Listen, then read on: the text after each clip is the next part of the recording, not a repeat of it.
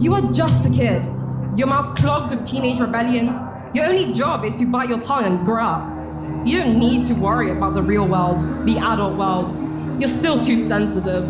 This life doesn't care about your feelings. And honestly, it's such a bore when you bring your feminism into the conversation.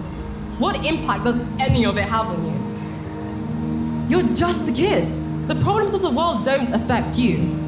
Except when they do.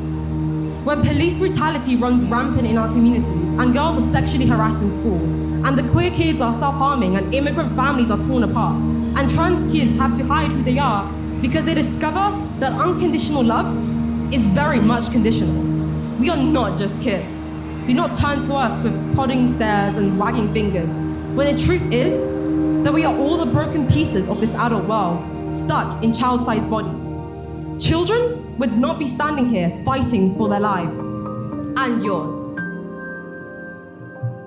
Anger is how we turn pain into action. I don't remember a time in my life when my mum worked less than 3 jobs. I don't remember a time in my life when my father didn't come home in pain from manual labor. I don't remember a time when all this work was respected. I'm angry that the myth of meritocracy seeps deep into the cracks of our lives, making the personal political. I am not self-absorbed enough to believe that I'm the only person in the world with problems. The world is full of problems, full of people who would happily see its destruction land in their own pockets, full of leaders who fail to lead, schools that fail to educate, police that fail to protect, full of people who would tell us that silence is the best way forward, when really it's always been anger.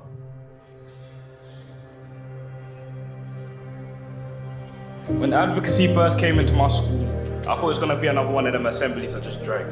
It wasn't going to apply to me because I don't fit that vegan aesthetic. I'm not a hipster, and I'm not weirdly educated on political topics. And it's intimidating, isn't it? Because I'm the opposite of that. But I knew this was going to be a rare opportunity to give me a platform that people like me don't normally get. And I'm glad to say I was surprised. I've changed so many perceptions that my environment has ingrained into me. Each of us stands before you tonight, changed. Compassion, community, and social justice. That's essentially what the Advocacy Academy is. It not only gave me the tools to articulate myself, but to use my experiences and to go out and change the world.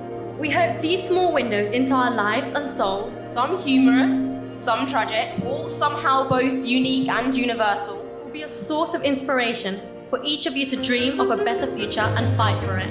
but hope is not a strategy. We are a community of organised, angry, powerful young leaders who know how the world is and how it should be. This graduation doesn't mark the end of anything.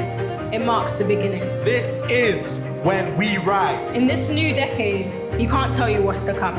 We can only show you what's begun.